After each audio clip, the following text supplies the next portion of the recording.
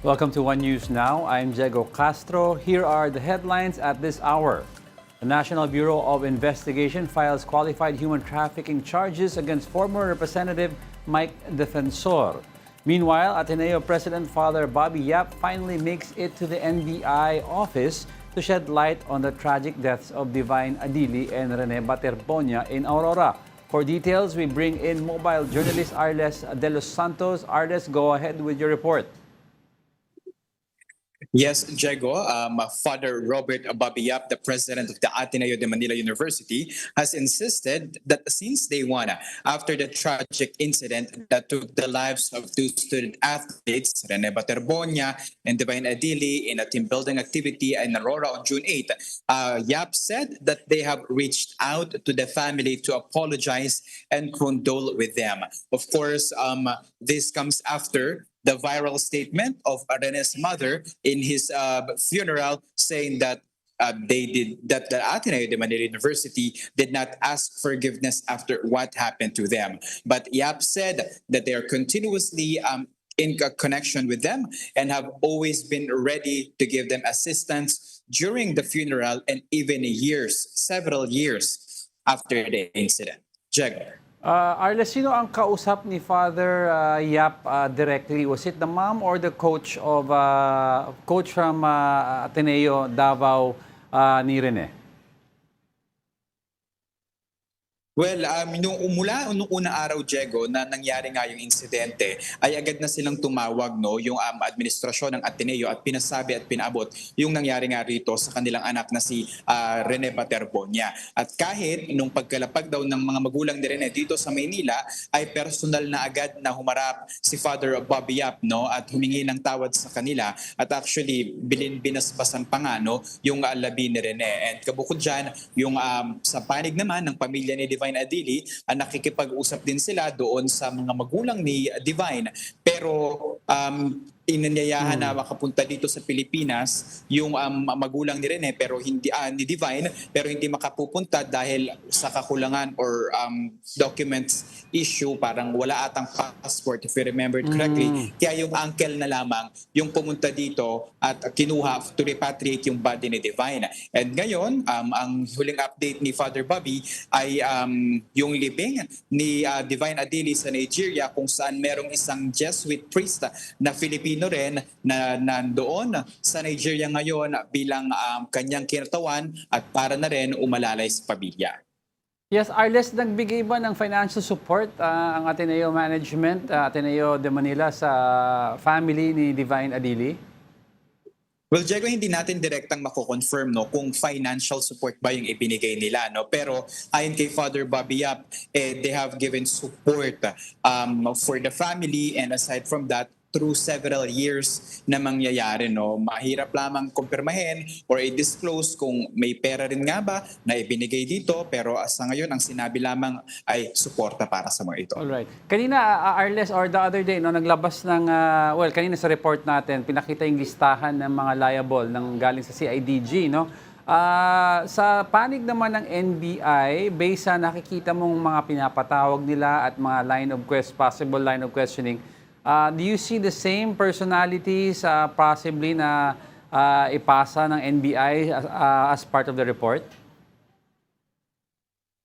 Well, mahirap sagutin, Diego, at sabihin na kaparehas na mga pangalan yung lulutang sa patuloy na pag-imbestiga nga ng NBI. Actually, si Father Bobby Yap, yung huling personalidad at bahagi ng Ateneo admin na kanilang ipinasabina sa 2 linggo nang nagpapatuloy ng kanilang investigasyon. After this invitation or sabina, inaasahan na next week ay magpapasa sila sa Department of Justice ng kanilang full report dito sa kanilang investigasyon. Ating aabangan, Diego, kung kaparehas nga ba ng mga pangalan ang lulutang, though kung makikita natin dyan, walang from the Ateneo admin, kundi mula lamang doon sa mga coaching staff at hanggang actually sa utility or ball boy ng Ateneo men's basketball team. Alright, about naman sa Arles, sa issue ni former Congressman Mike Defensor, I understand there is a qualified human trafficking case supposed to be filed, or was it filed already? We are still waiting for the confirmation that has been filed, Diego, no? Pero yung Department of yung NBI team na magsasampa nito ng kaso sa Pasig Prosecutor's Office ay inaasahan na dumating anytime. Kaugnay yan ng umano'y raid na nangyari noong April 21 doon sa isang KTV bar sa Pasig, no? Dahil meron umanong sexual exploitation na nangyayari doon at kahit yung building na pinatatakbo ng isang korporasyon na kung saan kabahagi si defensor ay nagkaroon umano ng mga konstruksyon at pagbabago, no? Dahilan para nga maisama ito si defensor sa mga kakasuhan ng qualified human trafficking kabukod sa kanyang asawa, 2 anak at iba pang mga opisyal ng naturang korporasyon, no? Though Jericho, giniit ni defensor na wala raw katotohanan yung mga alegasyon sa kanya at hinabon pa si Matibag na maghain ng kaso kung kinakailangan matapos siyang magtungo sa Department of Justice kanina para maghain ng kanyang rejoinder para naman sa cyber libel complaint laban sa kanya. So, Arles, para clear tayo, no, ang kakasuhan lang is former Congressman Mike Defensor, hindi nakasama muna yung asawa at yung anak. Kasama Diego. Si defensor, yung kanyang asawa, 2 anak at yung mga opisyal ng Cliff Point actually, no, yung korporasyon na sinasabi. Pero hintayin natin yung kumpirmasyon ng NBI kung na-file na nga ba yung mga yan. And then, how many days bago magkaroon ng resolution ang korte dito, Arles? Do we see possible, is this available offense, Arles? Ang alam natin, Diego, ang human trafficking ay hindi available case. No? We need to confirm. Yeah. Pero parang non-available siya. All right, Arles, thank you for that report. That was mobile journalist Arles de Los Santos reporting to us live from NBI headquarters in Manila. Now, in other news, there could be more Filipinos struggling with online gambling addiction if data from one helpline is any indication. Mobile Journal Fatima Baduria reports. More and more Filipinos may be falling to a gambling problem. A help center in the Philippines have recorded a surge in calls from people suffering from online gambling addiction. 90% of calls to Bridges of Hope points to a gambling problem. That's according to the Rehabilitation Center's chairman, John T., who said the surge of callers due to gambling problems have become alarming since the beginning of the year. Last year, gambling-related problems constituted 70% of calls they get on their hotline. Speaking from both observation and experience, T says the effect of gambling addiction on their lives can be extensive. The after effect is broken families, of course. Broken relationship, husband and wife separating. Children are getting affected. The means of surviving and paying bills are getting also hit by this. I would cope by drinking, I would cope by hanging out with friends, I would cope by smoking something. The Philippine Amusement and Gaming Corporation recorded 32 million Filipinos active on online gambling platforms last year. T notes that accessibility is a major driver, with online gambling now easily available right on people's phones. The reason it's in the gadgets, it's convenient, it's comfortable, and it's there. You don't even have to prepare, get dressed. You don't have to do anything. You just have to turn on your cell phone, be on your gadget, and fire away. With the influx of calls, T says they are able to handle it across their operating centers in different areas. Bridges of Hope has 15 branches, with another 5 expected to be built by the end of the year. However, T calls on the government for better funding. If you want serious responsible gaming, if you're able to earn trillions and billions, put and set aside funding for responsible gaming appropriately.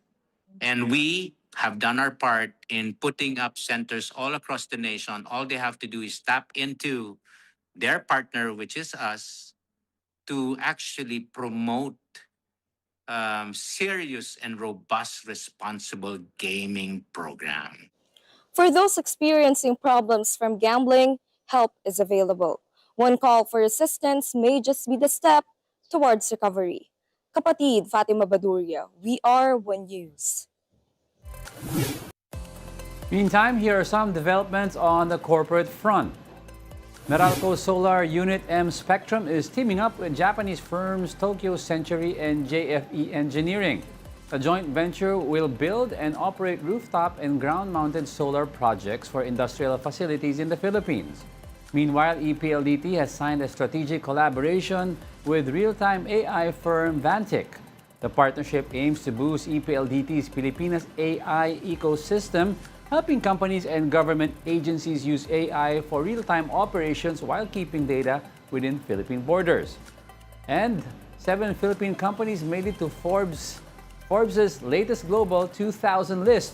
SM Investment and BDO Unibank led the local firms, followed by Top Frontier, ICTSI, Metrobank, Ayala Corporation, and Meralco.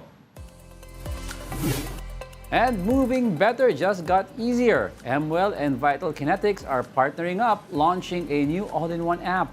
This is to digitize physical therapy clinics and give patients instant access to their health records. Mobile journalist Ray Vicente has the report. There's a new partnership for the health and wellness industry. MWell by Metro Pacific Health Corporation and Vital Kinetics officially signed the contract, aiming to bring a seamless system from physical therapy sessions to digital healthcare.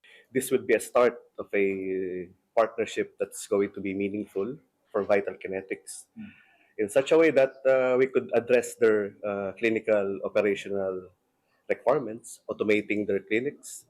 Having this network of clinics, it's a very hard thing to operate nowadays.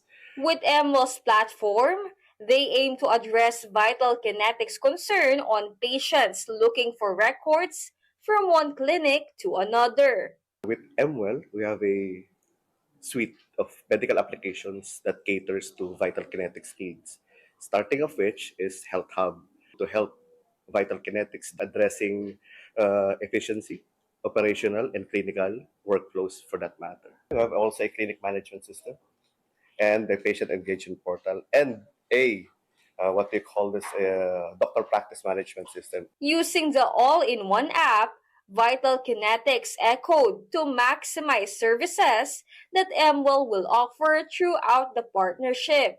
Be able to help us with this goal, no? Because of the convenience, the user-friendly interface. So that would be a big plus for our patients to easily access the healthcare that they need, to have them help them improve their lives. One of which is improving their connectivity to patients like athletes, who are their usual clients, as a physical therapy and rehabilitation clinic. For them, to move better is to live better. To help us with our intentions to serve more people and improve lives. Improving those, like for example, athletes. So we are really trying to target a bigger market to which M will be very helpful, through the various systems that they offer. Despite different services, both organizations share same purpose in collaborating for an accessible healthcare. Kapatid Ray Vicente, we are One News.